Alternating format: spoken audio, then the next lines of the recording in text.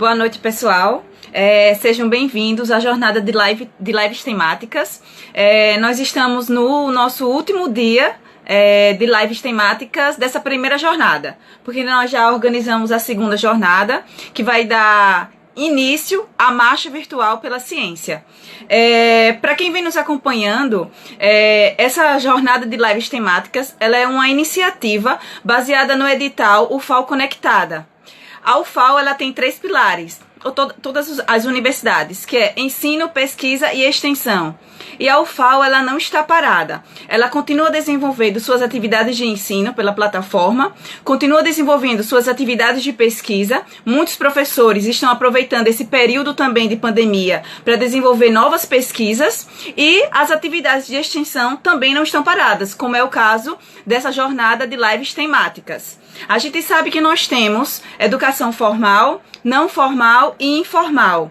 A educação formal, em termos presenciais, ela acontece dentro da sala de aula. A educação não formal, ela acontece em ambientes fora da sala de aula. E a educação informal, ela acontece geralmente em ambientes virtuais, por exemplo, né? É um dos exemplos. E em tempos de distanciamento social, nós estamos fazendo as atividades de extensão também de meio não formal, formal e informal. No caso, nós estamos utilizando o Instagram, que é uma ferramenta de comunicação informal. Nós temos outras plataformas que são mais formais, como, por exemplo, o Google Meet, que o pessoal se encontra para fazer reuniões, defesa de trabalhos de conclusão de curso, defesa de mestrado, doutorado, que é mais voltado para um público acadêmico, né? Mas o nosso objetivo é fazer um processo de popularização e disseminação do conhecimento científico. Então, o Instagram é uma ferramenta que ela é aberta para todos os públicos de todas as culturas. Passamos a semana discutindo vários temas científicos. Hoje, nós vamos entrar na área psicológica com a nossa psicóloga Bárbara Abreu, que vai conversar um pouco conosco sobre a rotina diária em tempos de quarentena, né? Vou convidar a Bárbara para que ela possa conversar conosco. Só um minutinho para vocês. Boa noite. Olá. Boa noite. Tudo bom, Bárbara? Tá me ouvindo bem? Estou ouvindo. Como Tudo estamos bem, em tempos de isolamento social? Estamos indo, tentando, né? Eu acho que o mais importante é manter a tentativa. Nem sempre a gente consegue efetivar tudo que a gente programa, e a gente vai falar sobre isso, mas é importante focar um pouquinho naqueles objetivos que você vai traçando ao longo desse tempo e tentar indo atrás deles, entendeu? O pessoal está bem ansioso para essa live de hoje. Foi um tema, na verdade, pedido, o pessoal quis conversar sobre isso. Eu vou te apresentar um pouco antes de a gente começar a conversar, tá bom?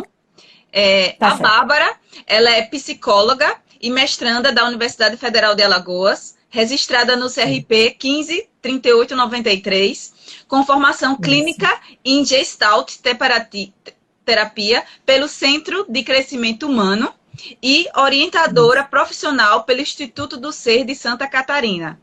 Bárbara, antes de a gente começar, e já lhe dando os agradecimentos por ter aceito estar conosco, queria que você conversasse um pouco, primeiro falando um pouco da sua trajetória. Tá.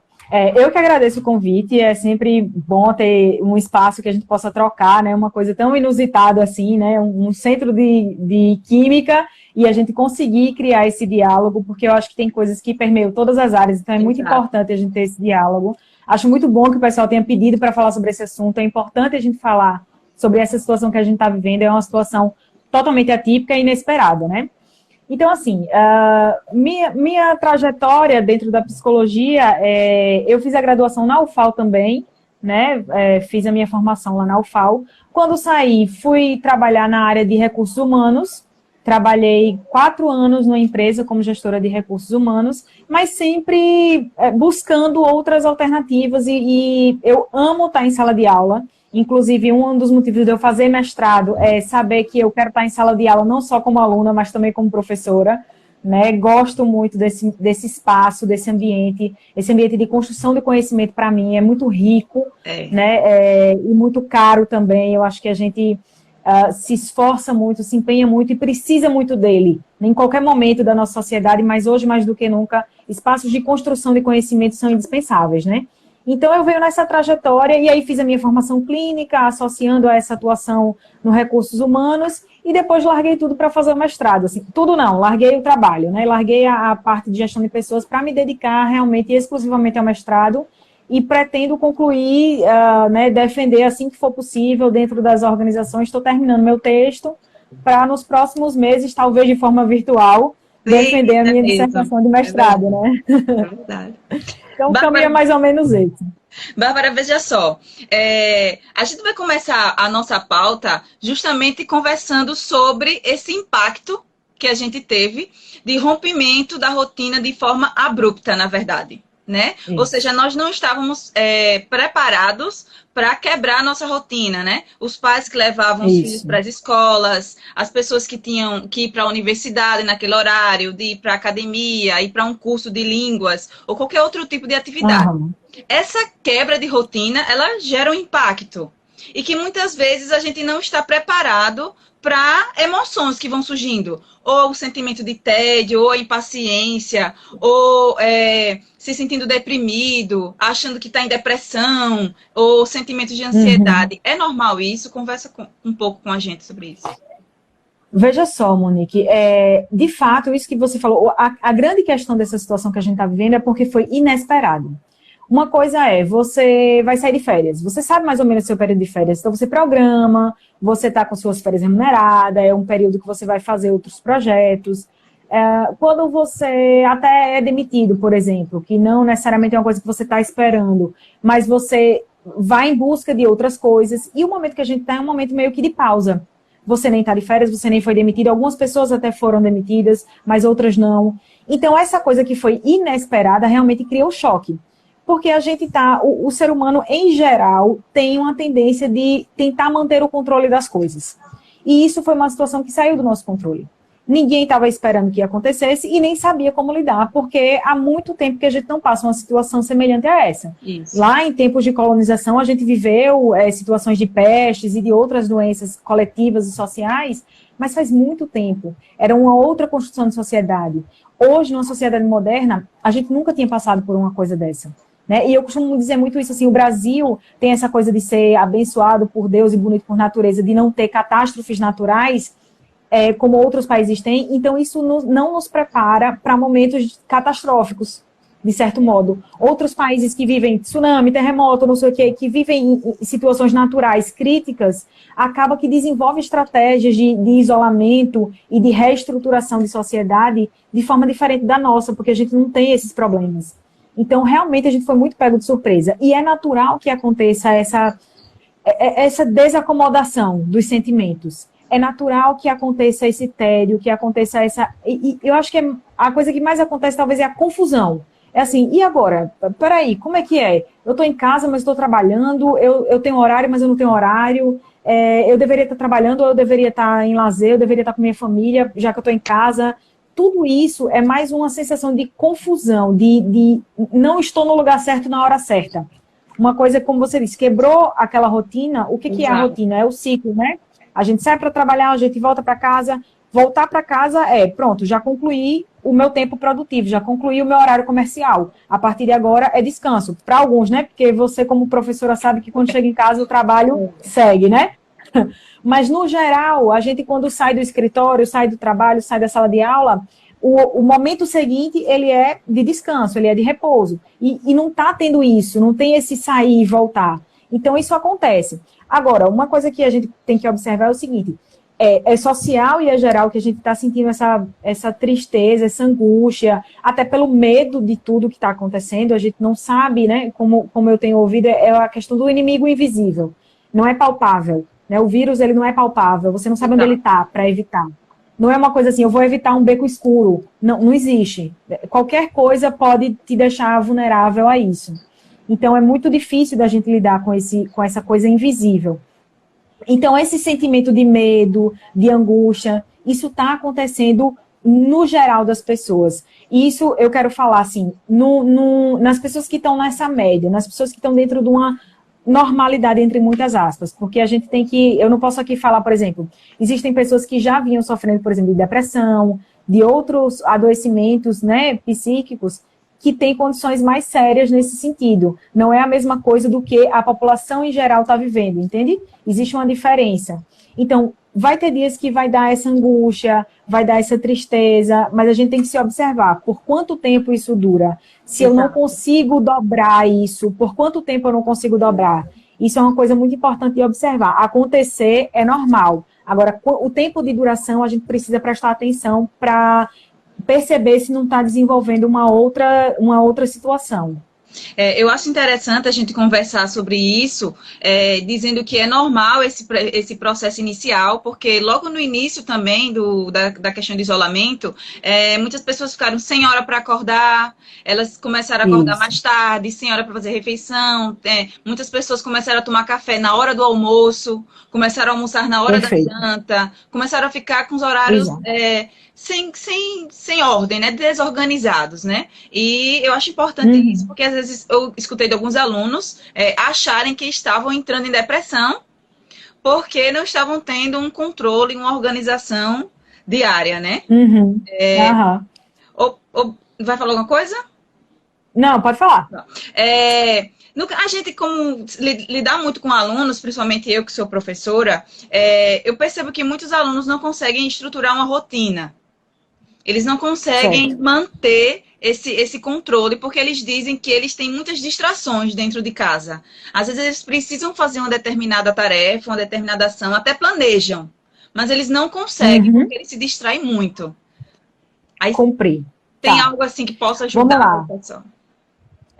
Vamos desde da sua primeira fala, assim, o que é que aconteceu? Nos primeiros momentos, a gente viveu meio que uma situação de, como a gente não tem um prazo final para essa quarentena, a gente não sabe exatamente quando ela vai acabar, o primeiro momento foi muito assim, peraí, todo mundo está em casa, opa, aquela fase ali de entender e adaptar. As semanas seguintes começaram a entrar justamente, opa, peraí, a gente precisa fazer alguma coisa, isso vai durar mais tempo. Porque na primeira semana, por exemplo, é tipo, suspensão, pausa, deixa, não preciso fazer, vai voltar semana que vem. Quando foi entrando na semana que vem, que viu que não ia voltar, opa, então a gente precisa criar estratégias. A gente precisa criar formas de continuar funcionando, e aí começou o teletrabalho, começou a aula online, começou todos os processos de como a gente vai dar continuidade, mesmo à distância, em termos de isolamento social. E isso vem perdurando. Então, o que é importante? A gente precisa adaptar. Vai ser tudo igual como era antes? Não vai, não está sendo. Então, a gente precisa adaptar. Como é que a gente fala em termos de rotina? É muito difícil. Por esse motivo que a gente está falando, a casa, ela não para quem não fazia trabalho de casa, trabalho de home office, a casa ela não é espaço de trabalho. Então, poucas vezes você tem um espaço adequado de estudo, você tem um espaço adequado de trabalho, porque você faz ali na sala, você faz ali na cama, fica estudando ali, você não tem essa... Porque é tanta coisa fora, tem muita gente, por exemplo, muito aluno, e até da nossa realidade, eu prefiro ir para a biblioteca para estudar, porque em casa eu não consigo. Eu prefiro ir para a faculdade, passar a tarde toda na faculdade estudando, porque em casa eu não consigo. Tá, mas agora não temos essa opção. Então, é preciso adaptar, é preciso reorganizar. Então, quando a gente fala de uma rotina, tanto para o estudo quanto para o trabalho, para quem está em teletrabalho, faz uma lista das coisas que você precisa fazer. Tem as distrações de casa? Tem, mas até as distrações de casa vão ter um lugar e um horário para acontecer. Faz uma lista de tudo que você precisa fazer para um dia, 2, e faz uma lista. Bom, quanto tempo eu preciso estudar por dia, em média? E o que é que eu preciso estudar por dia? Então, eu preciso estudar 3 horas por dia e dentro dessas 3 horas eu distribuo os assuntos ou as matérias ou as coisas que eu preciso fazer nessas 3 horas. Eu preciso fazer as atividades de casa? Ok, preciso fazer. Então, põe no seu dia quanto tempo eu vou levar. Eu vou levar 2 horas assim que eu acordo para dar uma ajeitada na casa, lavar prato, varrer, seja lá qual é a atividade que você tem que fazer, qual é o melhor horário. Entra em acordo com a família, entra em acordo com as pessoas que moram junto. Vamos dividir? Eu, tal hora, faço tal coisa, tal hora você faz tal coisa, porque eu preciso de um horário X, que seria o horário que eu estava na aula, que seria o horário que eu estava no trabalho. Então, quando você lista tudo e organiza num cronograma, fica mais fácil de visualizar e pode ficar mais fácil de cumprir. Significa que você vai cumprir todos os dias? Não. Não vai. Isso é um fato. Porque vai Importante falar isso. acontecer. Vai ter dia que a gente não vai dar conta, porque vai acordar mais angustiado, porque vai acontecer um imprevisto, porque você não vai estar legal o suficiente. O problema de estar em casa é que a gente tem mais espaço para evitar fazer.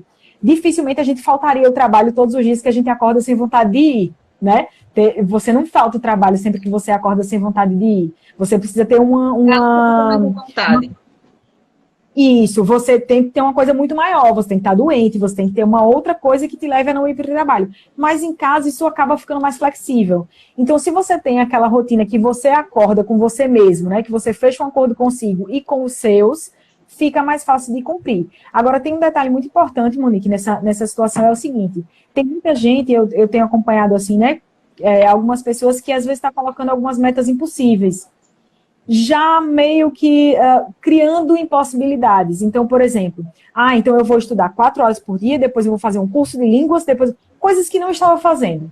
E aí vai se impondo essas situações, por que não? Porque é tempo livre. Não é tempo livre.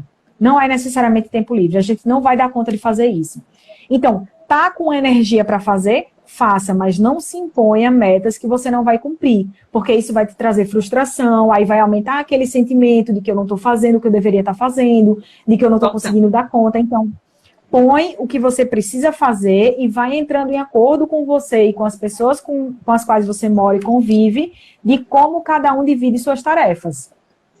Ô, Bárbara, é favorável, é benéfico a gente usar o cronograma de dentro de casa ser o mesmo que a gente tinha antes. Por exemplo, se eu estudo de manhã, então em casa eu vou me organizar para estudar de manhã. É benéfico isso ou pode ser qualquer horário?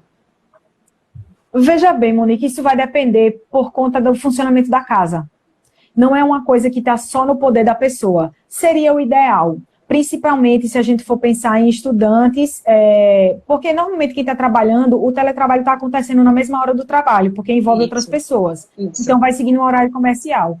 Mas para o estudante, o ideal seria que ele, por exemplo, acordasse na mesma hora, né, não saísse tanto do horário dele de acordar. Porém, o funcionamento da casa às vezes demanda outra coisa.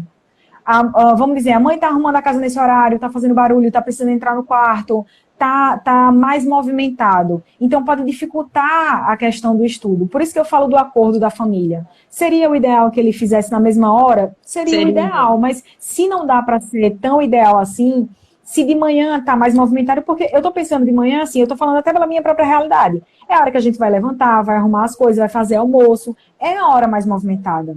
Infelizmente, para esse momento de casa, é a hora mais movimentada. Às vezes, da tarde para a noite, é uma hora mais tranquila, que você pode ter mais tempo de fazer.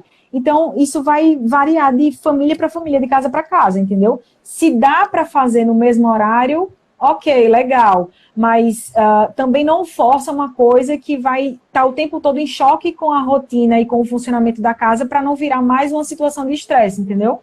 Sim. Ô, Bárbara, tem a pergunta aqui do Silvio, que ele está perguntando se estabelecer metas diárias ajuda a manter a rotina. Ajuda. Sabe em que sentido, Silvio? Porque fica a curto prazo. Tudo que a gente bota muito a longo prazo nesse momento pode criar uma angústia de fazer, por exemplo, eu tenho que ler um livro, sei lá, de 1000 páginas em 15 dias. Você já fica naquela agonia. Se você diminui, reduz, quanto mais a gente conseguir trazer para o momento presente, mais fácil fica de cumprir. Então, hoje, vamos lá, eu organizei hoje meu dia. Hoje eu tenho o que para cumprir? Isso. Pensa no hoje. Tá? Distribui a tua semana, mas quando você acordar, pensa no hoje. Não pensa daqui a 3 dias, não pensa daqui a 5 dias. Nesse momento é mais interessante a gente fazer metas diárias, assim. Lógico que toda meta diária vai cair, né, vai recair numa meta de semana, numa meta de mês, por exemplo. Sei lá, você tem atividades para passar para os seus alunos, eu tenho minha dissertação para escrever, tem uma questão de um produto final que tem que acontecer num prazo X. Isso é normal. Mas se você coloca o seu dia, organiza o seu dia, fica mais perto, fica mais palpável. Então pode se tornar mais fácil, sim, melhor de cumprir. A gente tem aqui a pergunta do Emanuel Lucas. Ele vai sentir-se bem ou confortável na situação de isolamento em que estamos. Pode acarretar em algum problema? Emanuel, depende, não necessariamente. Eu estava conversando também com uma colega, ela estava falando assim, a gente está pensando em fazer uma live sobre isso, assim. Ela falou, eu estava me sentindo muito culpada, por exemplo, de estar me sentindo bem, porque eu estou conseguindo usar o tempo da quarentena para minha produtividade. E eu estava com culpa, porque eu sei que tem muita gente sofrendo. Então, a gente precisa elaborar isso. Você está se sentindo bem porque você está conseguindo cumprir com as suas coisas, ou você está se sentindo bem porque você deixou tudo de lado? Isso é importante observar, né? Depois, quando voltar, você vai estar com muita coisa acumulada, ou é uma sensação de férias, sem necessariamente ser umas férias. Então, tem que observar isso. Se sentir bem não é ruim, né? Absolutamente não é ruim. Então, eu me sinto bem, por exemplo, quando eu consigo cumprir as minhas metas diárias, pelo menos. Então, hoje eu tinha que fazer exercício físico, hoje eu tinha que arrumar a casa, hoje eu tinha que escrever tanto por cento da minha dissertação. Se eu concluir isso, tá ótimo, eu não preciso fazer mais do que isso. Agora, veja se você não está escanteando algumas obrigações que precisam continuar acontecendo mesmo a gente estando em casa, para depois isso não vir como uma pressão maior, entendeu? Uma coisa que está atrasada, acumulada. A gente tem a pergunta da professora Anne. Qual a melhor estratégia para aumentar a concentração nessa pandemia? Ela tem a rotina dela, mas ela tem dificuldade de manter, de se concentrar para fazer a rotina dela. Tá. Anne, isso é muito particular. Cada um precisa identificar as próprias estratégias, mas existem algumas possibilidades. Um método super difundido por aí que funciona para algumas pessoas, tá, gente? Eu estou falando aqui, e nada do que eu falar aqui vai servir para todo mundo, certo? Uhum. Eu estou falando em termos gerais, cada um tem suas particularidades. Mas, por exemplo, método Pomodoro, de fazer as atividades. Você programar tempos de atividade e de intervalo. Então, eu preciso passar meia hora focada no que eu estou fazendo e eu tenho 10 minutos de descanso ou 5 minutos de descanso de distração.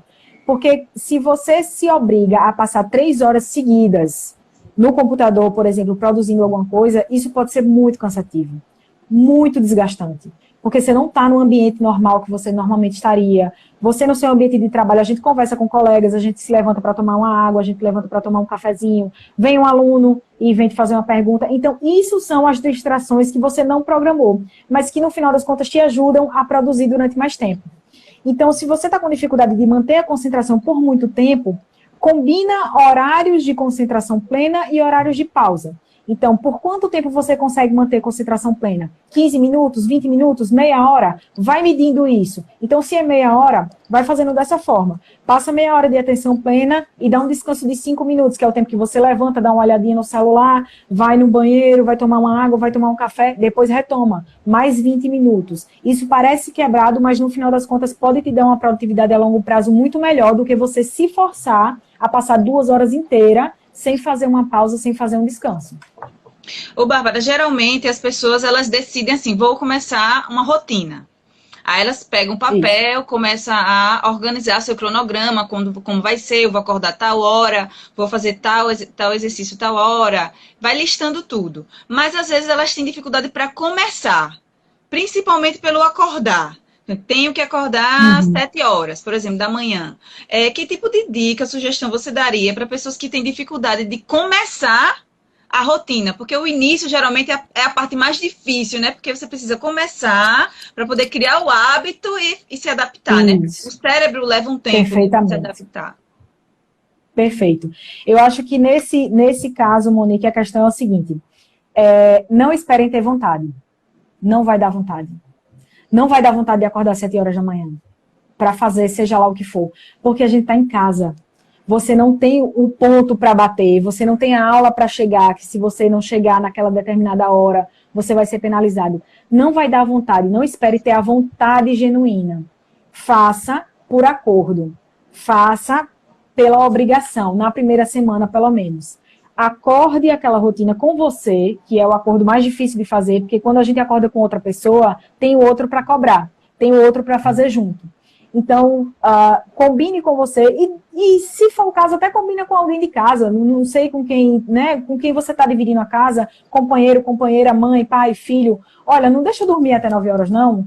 Deixa eu, me faz acordar, me chama. Se eu dormir de novo, me chama. Pede uma ajuda. Às vezes as próprias pessoas podem ajudar. Ô, mãe, me chama. Eu botei o meu despertador para 7h30. Se eu não levantar até 8 horas, me chama, porque eu preciso acordar. Então, nas primeiras semanas, ou na primeira semana, vai ser por esforço.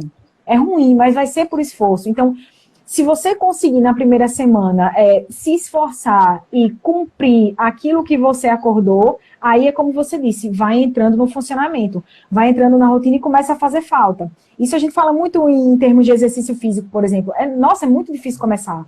É muito difícil, porque principalmente para quem está na inércia, quem está sedentário. Então, se você não tem aquele empurrãozinho de não, eu tenho que ir, eu não estou com vontade, mas eu vou mesmo assim, né? Hoje, por exemplo, hoje, eu vou falar agora a experiência própria. Hoje, foi um dia que eu acordei assim, dia de não levantar da cama. Hoje eu estava com dor de cabeça, cansado, né? A gente vem dessas semanas assim, e aí, não, preciso fazer exercício, já estou há 2 dias sem fazer exercício, vamos lá. Desci para dar uma caminhada, aquela coisa foi dando energia, consegui concluir aquilo que eu estava planejando. Mas porque eu me esforcei um pouquinho, eu não estava com vontade, eu não fui por vontade, eu fui por obrigação comigo. Eu sabia que se eu não fosse mais um dia, era mais um dia que eu tinha faltado com a minha rotina, entende? E, novamente, gente, eu estou falando isso para situações de pessoas comuns em geral, tá? Isso não se aplica a uma pessoa que está com depressão. A gente não pode dizer a uma pessoa que está com depressão, realmente diagnosticado, que é só se esforçar, é outra questão, é outro patamar, tá? Então, a gente está falando aqui em termos gerais, em pessoas não diagnosticadas com transtornos. Então, no geral, as primeiras semanas vão ser difíceis e aí o que vai valer é a perseverança, né? De cumprir aquele acordo que você traçou na sua rotina. A questão do esforço mesmo, né? Que gera até uma satisfação quando você consegue completar aquela etapa que você determinou para você. Exatamente. Mesmo, né? Ô, Bárbara, mas exatamente. o inverso também, né? Tem pessoas que estão trabalhando demais. Tem pessoas que estão em home office e estão mergulhadas em trabalho. Porque, como não tem o ponto, então o trabalho, ele envia uma determinada tarefa e a pessoa fica da hora que acorda, passa o horário de terminar o trabalho e ela continua trabalhando, né? Então, existe o inverso também. As pessoas que se mergulham em atividades laborais, né? Com certeza. É por isso que a rotina ela tem que servir tanto ao serviço quanto ao descanso. É preciso respeitar tanto o horário do serviço quanto o horário do descanso, por você e pela sua família. Por exemplo, você dá aula até tal hora, né? Você dá aula, vamos dizer, de 1 da tarde até 7 da noite. Você estaria em reunião 11 horas da noite? Não. Então, por que você está respondendo e-mail 11 horas da noite? O seu horário, no outro dia, você não vai cumprir a sua rotina? E aí é que entra a importância de cumprir a rotina. Porque se a gente não cumpre o horário laboral naquele tempo programado, vai faltar o que fazer. Vai sobrar o que fazer, vai faltar tempo. Então, você vai ter que fazer na sua hora de lazer. Vai ter que atravessar a sua hora de lazer e a sua hora de descanso para dar conta das atividades que você não fez. Essa é a situação. Quando você cumpre o seu tempo de laborar dentro do programado, você tem a liberdade e o direito de cumprir o seu descanso. E é importante que a gente cumpra. Isso que você traz, Monique, é importantíssimo. Tem muita gente que está tendo dificuldade de fazer as atividades, mas tem muita gente que está tendo dificuldade de desapegar da atividade. Né? Por quê? A casa... E aí, uma coisa vai levando a outra. Começa a criar no ambiente da casa um ambiente ruim. Porque a casa que era o espaço de descanso, agora passa a ser o espaço de trabalho 24 horas. 24 horas, que não tem pausa. Né? Então, se você consegue cumprir a tua rotina, você tem o direito de, naqueles horários, você ter a sua pausa. Né? Não tem por que responder e-mail meia-noite, 11 horas. Isso no geral, tá, gente? Cada um tem suas especificidades aí. Às vezes você precisa responder, não sei em que área você trabalha, né? Responder ao WhatsApp, por exemplo, pessoal da área da saúde, médicos, enfim, que são coisas imprevisíveis. Eu não estou dizendo que é para largar o povo e deixar morrer, não, tá? Mas, assim, no geral, né? No geral, a gente, se você cumpre o seu tempo de trabalho, o seu tempo de descanso pode e deve ser cumprido também. Ou seja, é importante o sim, sim, não, não, né? Se eu posso, eu posso. Isso. Se eu não posso, eu não posso. Exatamente. E amanhã é possível, né? No horário determinado. Exatamente. Com certeza. Ô, Bárbara, eu vou tocar num assunto talvez um pouco violento, na linguagem que a gente vem usando durante a semana, é a questão da terapia. né? Porque, assim, as pessoas que já faziam terapia antes desse período de isolamento social, quando chegou o corte da rotina, muitas delas até deixaram de fazer terapia porque acham, assim, que só é possível presencialmente. Aí a primeira pergunta, assim, que eu tenho para te fazer é se a terapia ela pode continuar à distância. Veja, eu tive uma live sobre isso no meu perfil, que é sobre o atendimento online. Atendimento online é uma coisa que já acontecia há algum tempo, inclusive, mas que, por ser uma coisa, um avanço, vamos dizer assim, tudo que é um avanço demora a pegar, né, de certa forma. Havia ainda muita resistência entre os profissionais, inclusive eu, por exemplo, nunca tinha atendido online, sempre atendi presencialmente, outras colegas também que eu conheço, tínhamos resistência em relação a isso. Mas quando chega um momento como esse, em que ou você faz dessa forma, ou você não faz, a gente precisa se flexibilizar. Flexibilizar no sentido de testar, ver se vai funcionar.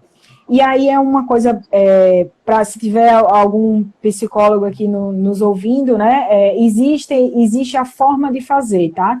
Não é de qualquer maneira que você começa a atender online. Você precisa fazer um cadastro, certo? No registro no Conselho Federal de Psicologia, para você poder atender online.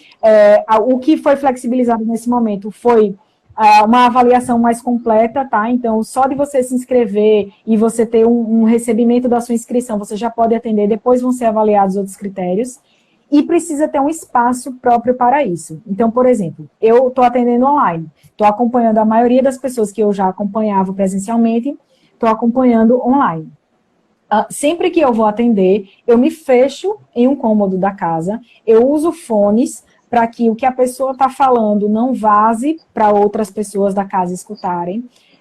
Eu fico num ambiente isolada e fico dedicada àquilo. Da mesma forma, a pessoa que eu estou atendendo precisa ter uma privacidade, precisa ter um espaço de privacidade para que ela possa desenvolver o processo terapêutico dela, tal qual ela desenvolvia presencialmente.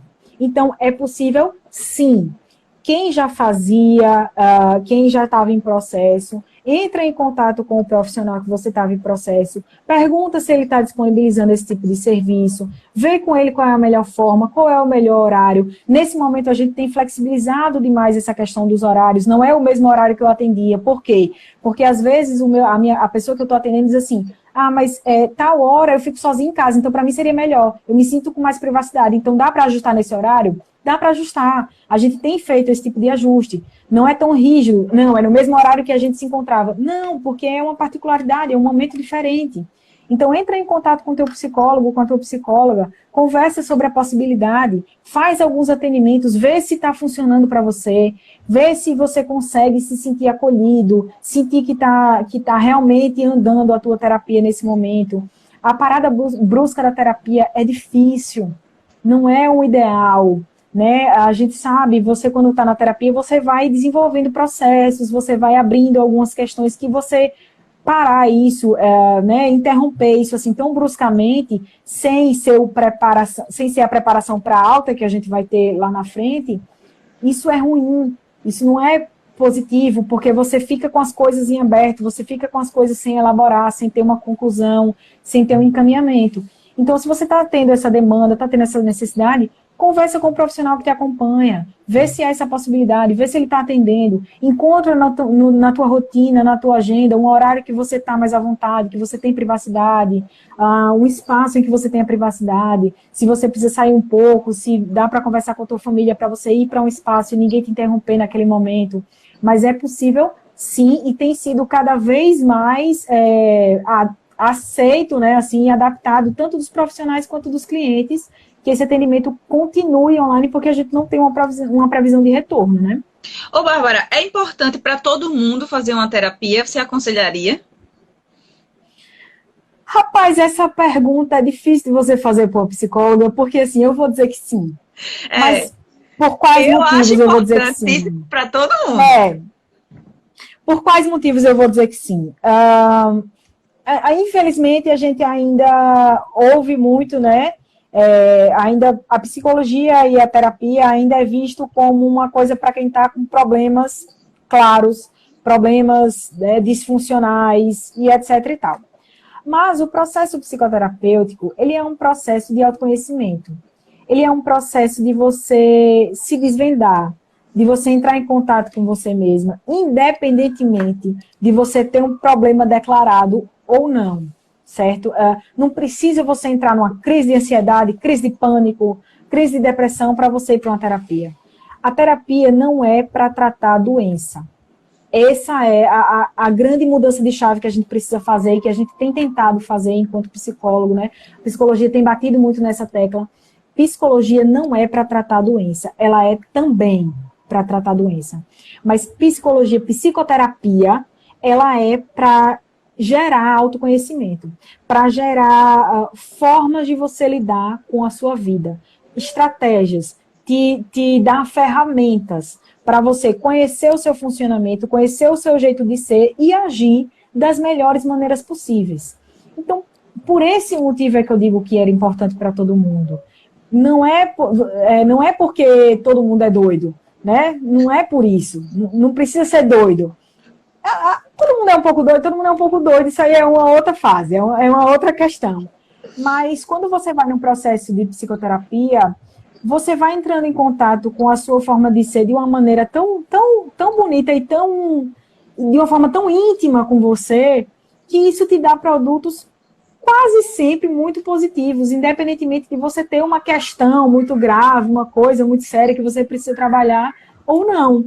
Então, nesse sentido, eu acho que era importante todo mundo. Significa que você vai passar uma vida inteira em psicoterapia? Não. De repente você passa um tempo, descobre algumas coisas, faz algumas reflexões e dali tá ótimo. Aquilo é suficiente para você ir gerindo a sua vida, né? Algumas pessoas vão demandar mais tempo. E aí eu vou até fazer um parêntese assim. Eu acho que todo mundo não necessariamente precisaria de psicoterapia, mas de autorreflexão, sim. Se você encontra autorreflexão, por exemplo, numa prática de atividade física que você faz, isso te serve. Né? A gente, enquanto praticante de Kung Fu, por exemplo, que tem uma prática que traz ao autocentro, né? Que traz a autoconsciência, isso é bom, isso é uma forma de desenvolver autoconhecimento. Se você faz uma prática de yoga, se você faz uma prática de, sei lá, de reflexões, se você gosta de filosofia, isso tudo gera formas de autocrítica, de autoobservação, que na psicoterapia você também conseguiria, de outras formas, de outras maneiras. Então, eu recomendaria a todos, não posso dizer que não, né? Ô, Bárbara, afinal de contas, estamos aí para isso. Em tempos de isolamento social, uma psicoterapia ajudaria bastante as pessoas a passarem por essa fase, porque você falou muito da questão do autoconhecimento, né? Então, muitas pessoas não têm esse autoconhecimento, porque estar em casa, às vezes as pessoas confundem um momento de autorreflexão com solidão, né? Ou seja, quando você não tem esse autoconhecimento, essa autorreflexão, de se compreender melhor, então você pode acabar deturpando alguns sentimentos que você tem dentro de si e começa a achar que está em depressão profunda, que é antissocial, que não quer falar com ninguém, né? Perfeitamente. Veja só, o que é que está disparando nesse processo de confinamento? Primeiro, a gente está em extremo contato consigo, isso que você falou, esses processos, essas nuances que vão sendo distraídas com a rotina, com o trabalho, com o social, com a baladinha do final de semana, com o filme que a gente assiste. Cheguei em casa cansado, eu vou lá pensar sobre a minha vida, eu quero assistir uma série, quero assistir um filme, quero desligar, fazer qualquer coisa. Não está mais acontecendo. A gente está 24 horas acordando e olhando no espelho, ou acordando e olhando para a pessoa do lado. Então, isso interfere tanto na minha relação comigo, como na minha relação com as pessoas com as quais eu vivo. Né? Casais, pessoas, familiares que estão ali dividindo aquele espaço, estão tendo que lidar 24 horas com algumas questões que provavelmente estavam sendo evitadas. Então, como é que a psicoterapia entraria nesse processo? É dizer, bom, chegou a hora de olhar para dentro. Chegou a hora de olhar para o lugar que você tem evitado olhar durante esse tempo. Então, vamos olhar para esse lugar com algum cuidado e com algum suporte. Porque olhar para dentro e olhar para dentro do outro está acontecendo inevitavelmente.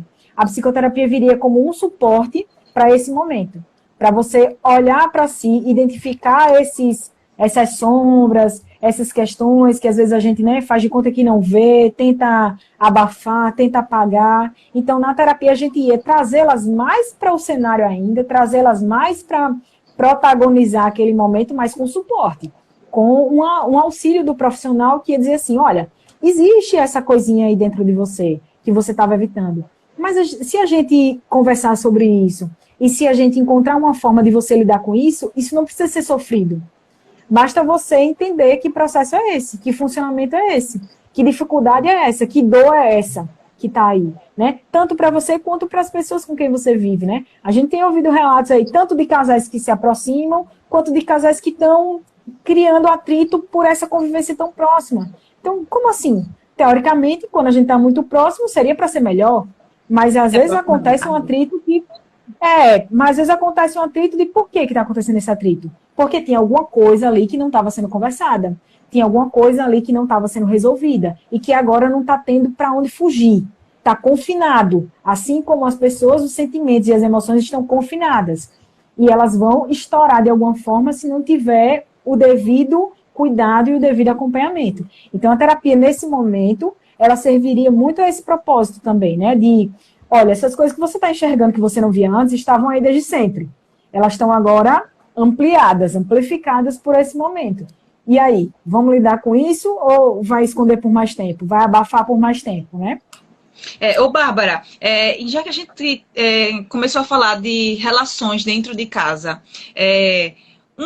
estabelecer uma rotina, ou poderia até dizer estratégias, para melhorar o relacionamento dentro de casa, é possível? Monique, tudo isso depende de diálogo. Tudo isso depende das duas partes. Tudo isso depende de disposição das duas partes. É impossível que um queira e outro não e as coisas funcionem. Tanto para o bem quanto para o mal. Né? Essa história de que quando um não quer, dois não brigam, também quando um não quer, dois não amam. Funciona da mesma forma. É verdade. Então, não tem como. Então, a estratégia mais eficiente e talvez a única é diálogo. Sentar e abrir o jogo. Sentar e conversar e falar sobre. Falar sobre o que incomoda, falar sobre o que agrada, que é uma outra coisa muito importante. A gente não fixar só na problemática. Então, tira um dia. Se você que está, né, quem está aí enquanto casal, está tendo conflito, está tendo não sei o quê, então está tendo muita DR. A DR, ela parece que só vem para coisa ruim. Tira um dia para sentar, olhar um para o outro e dizer assim, você sabe qual é a coisa que eu mais gosto em você? Isso, isso, isso e isso. Você sabe por que eu me apaixonei? Por isso, isso e isso. Você sabe por que eu resolvi estar junto? Por isso, isso e isso. E resgatar essas coisas. Resgatar o porquê de estar junto. Resgatar de como foi que aconteceu esse encontro. As coisas ruins estão acontecendo. Então vamos resolver, mas vamos resolver a partir do resgate do bom. Não vamos resolver só focando na problemática, né? Tá muito difícil, tá muito doído, tá muito sofrido. Vamos tentar resgatar primeiro o nosso laço, para daí a gente conseguir tentar resolver a problemática. Porque tá ali os dois dentro de casa, só tem duas opções. Ou senta e conversa, ou o divórcio vem daqui a pouco. A briga vem daqui a pouco, a briga vem todo dia. Então, né, se existe o sentimento, se existe o amor, se existe o cuidado e o carinho, e o que está acontecendo são esses ruídos, essa dificuldade de lidar com o momento, vamos respirar, vamos sentar e olhar um para o outro e dizer assim, poxa, será que a gente ainda tem caminho para caminhar, ou será que realmente chegou no nosso limite? Será que esse momento veio para mostrar que a gente chegou no nosso limite? Porque também pode ter acontecido isso. Eu não quero aqui romantizar que tudo com uma conversa vai se resolver, dizer o quanto eu te amo vai se resolver. Pode ser que não. Algumas relações já estão tão desgastadas e às vezes pela rotina, pelo dia a dia, as pessoas vão vivendo e nem resolve para o bom, nem resolve para o mal. Então pode ser que tenha chegado no limite. Bom, então conversem pelo menos. Não precisa chegar só numa briga. Conversa aí, bom, chegamos no nosso limite, o que é que vamos fazer? Então isso, isso e isso. Ou, não chegamos no nosso limite ainda. A gente ainda tem o que caminhar. Então, vamos aqui entrar no outro acordo, vamos renovar o nosso acordo e seguir o tanto mais que a gente tenha para caminhar. Mas isso tudo através do diálogo. É a única possibilidade. Muito bom. Eu vou sair um pouco da pauta e vou voltar um pouco sobre a questão da rotina, com a pergunta da Anne. Tá. A Ana, ela pergunta o seguinte: qual a melhor estratégia para não ficar sendo bombardeada de informações nessa quarentena? Aí, voltamos. Agora a gente voltou. Pronto. Tá ótimo. Eu não sei, aparece lá também, né? Que estamos ao vivo? Aparece. Pronto, então depois a gente tenta baixar do seu aí. Pronto, Tá tranquilo. bom? Tá Vou bom. relembrar a pergunta da Anne. Não sei se vou lembrar exatamente como foi, mas a Ana ela queria saber como ela iria fazer para lidar com a ansiedade e pelo desejo de estar na internet o tempo inteiro, né? Tá. Que Tinha estratégias uma ela coisa. poderia ter para evitar ser bombardeada o tempo inteiro com Isso. informações? Tá. A estratégia, nesse caso do celular, você tem algumas possibilidades. Organizar um horário. É difícil, porque tudo a gente está fazendo pelo celular. Estou aqui fazendo essa live pelo celular, não tenho como largar ele. Mas se você está percebendo que você está gastando muito tempo, está ficando muitas horas, vendo vendo muita informação, que é uma outra coisa também que eu queria falar, assim, que a gente tem recomendado o seguinte, sobre as questões do corona, né? Hoje a gente já sabe, basicamente, os pontos mais importantes que a gente precisa saber, os cuidados mais importantes que a gente precisa tomar. Passar o dia inteiro vendo notícias sobre o corona não necessariamente ajuda. Isso nos amedronta mais do que ajuda. É importante estar consciente, é importante ter, né, estar com os pés no chão, saber que o período de contaminação, a curva de contaminação ainda está crescendo, então a gente precisa manter o cuidado, né, do afastamento social. Isso tudo a gente sabe. Lavar as coisas quando chega, higienizar tudo quando você vem de mercado, tomar banho, enfim, lavar a mão, tudo isso a gente já sabe. Então a gente já pode fazer sem precisar estar vendo o jornal 24 horas. Então, isso já é um ponto, tá? Escolhe um jornal, escolhe um horário, escolhe uma fonte ou algumas fontes para você ter informação por um determinado tempo e tá bom. E deu. Não precisa passar o dia inteiro enfiado, né, nessa informação, porque isso vai te trazer mais angústia. E quanto a outras coisas, eu tô passando o dia inteiro no WhatsApp, eu tô passando o dia inteiro no Instagram, não consigo, me distrai. Então faz um tempo dentro daquela tua rotina. Se na hora de estudar tá difícil, deixa o celular no quarto. Mas eu tenho família que... Tá, então tira ele do silencioso, se você acha que pode receber uma ligação importante. Por exemplo, eu não moro com meus pais já são idosos, então eu não posso simplesmente largar meu celular e esquecer dele. Eu não posso fazer isso. Mas quando eu percebo que ele está me atrapalhando mais do que me ajudando, eu tiro ele do silencioso, deixo ele num cômodo e fico em outro cômodo. Então, se eu estou estudando e aquilo me distrai, eu deixo ele lá no quarto, que eu não estou, fico no quarto de estudo, tiro ele do silencioso, porque se houver alguma emergência com a minha família, eu vou atender, eu vou ver ele chamando. Então, eu não vou deixar eles na mão. Mas eu não fico com ele, porque eu percebo que ele pode estar me atrapalhando. Então, essa é uma estratégia. Se afasta dele, se afasta do celular. Deixa ele tocando para você não perder uma ligação importante, seja de família, de trabalho, de alguma coisa do tipo, e se afasta para não ficar o tempo todo, enfim, né, sendo consumido por essa informação. Às vezes precisa tomar uma medida mais drástica? Precisa. Se for o caso, eu preciso desinstalar alguma coisa, preciso sair de grupo. Se é a informação, se é o modo que você vai funcionar melhor, faça. Não há nenhum problema. Não há nenhum problema. Né? Eu vou desinstalar o meu Instagram, pelo menos por uns dias, para poder eu retomar minha rotina. Ok. Faça isso. Se vai te ajudar, faça. Não é nenhum problema isso, entendeu?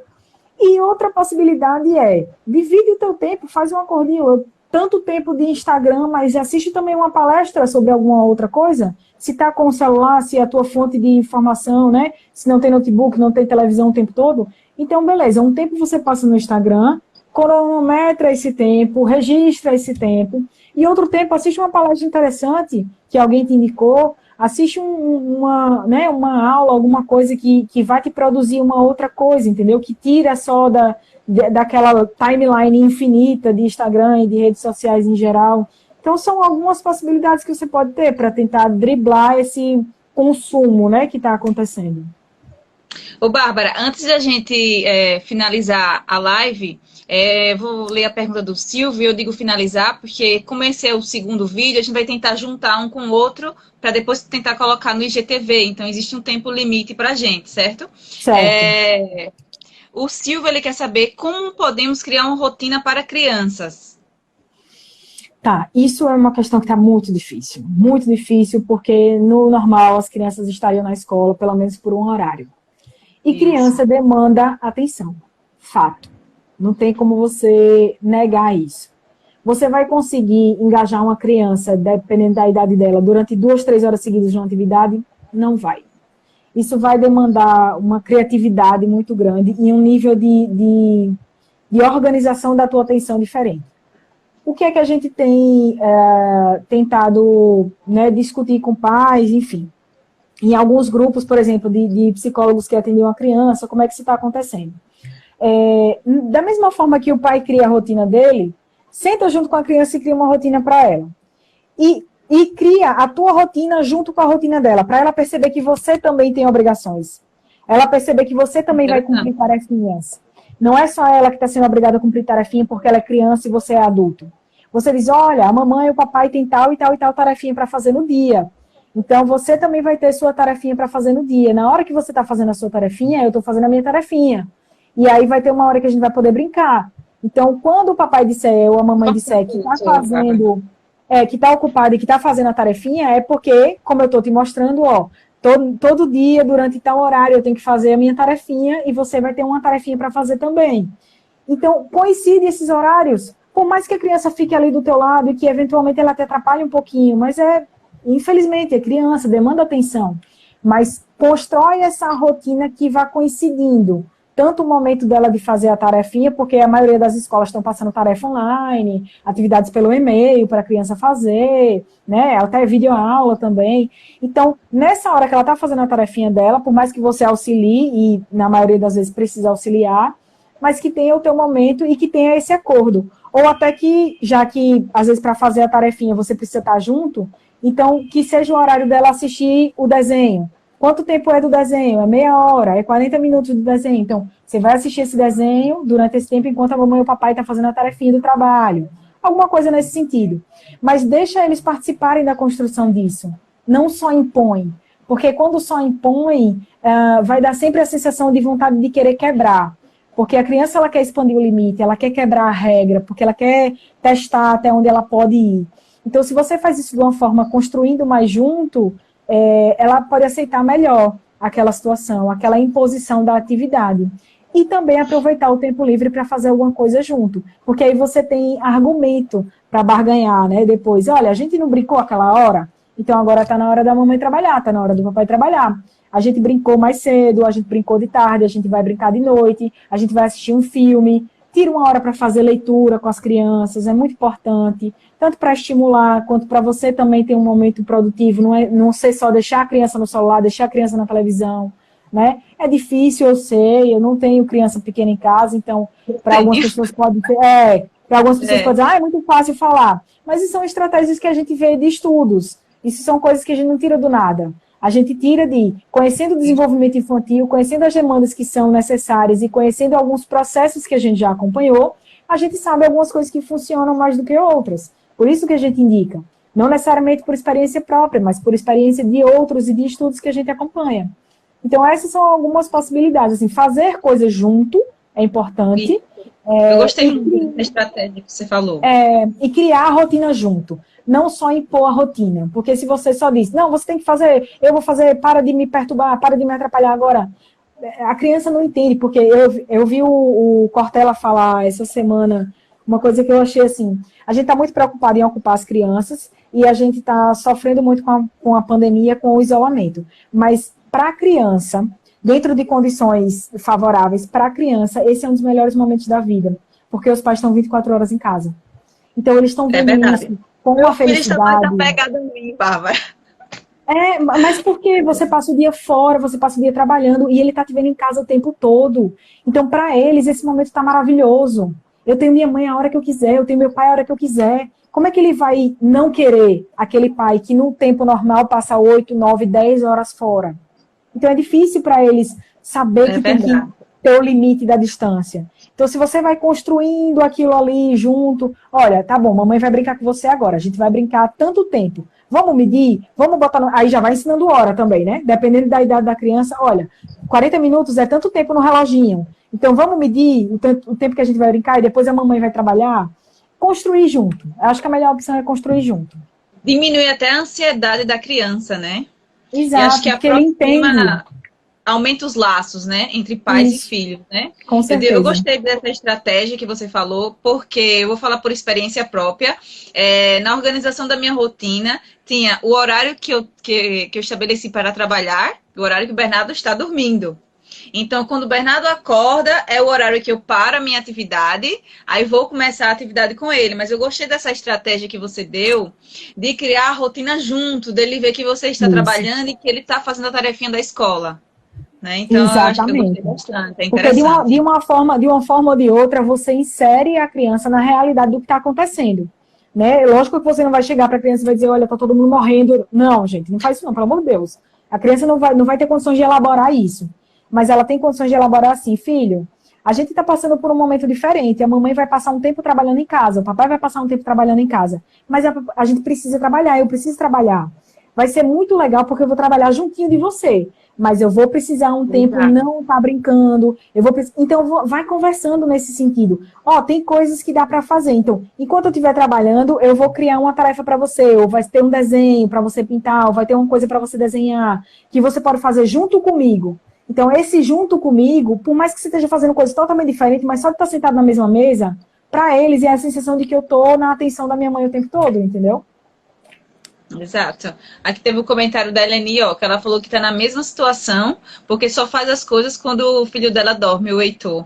Ou seja, é uma situação comum, né, entre os pais e as mães. E aí, se a criança só dorme de noite, você vai trabalhar só à noite? Vai trabalhar na madrugada? Pois é, fica complicado, né? Em termos de quarentena, acho que as crianças não estão dormindo. Não. Bárbara, infelizmente, a gente vai encerrar a nossa live. O pessoal que nos acompanhou até essa segunda live, a gente agradece bastante, porque vocês perseveraram conosco. A primeira live, ela já está disponível no History. Essa segunda vai ficar disponível no History da Bárbara, né? Eu não sei se fica no Daqui Ciência, acho que não, fica só no seu, né?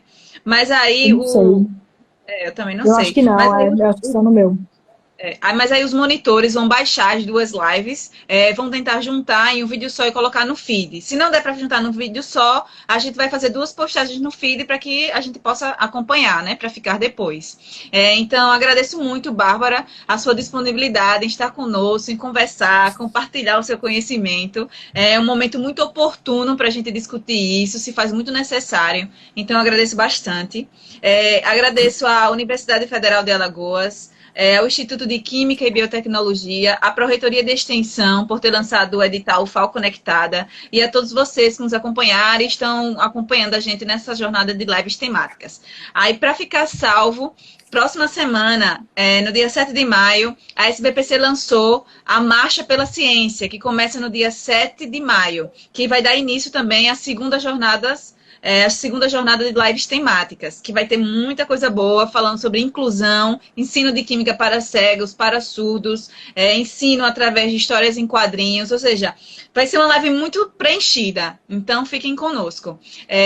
Boa noite a todos e até a próxima. Queria agradecer também, Monique, antes de a gente fechar, agradecer muito o convite. Fico muito feliz da gente conseguir dialogar, assim, né? Ver o que é que tem a ver química com psicologia e a gente sabe que tem tudo a ver em todos os momentos. E que bom que o pessoal conseguiu vir acompanhar a gente, então eu agradeço muito o convite.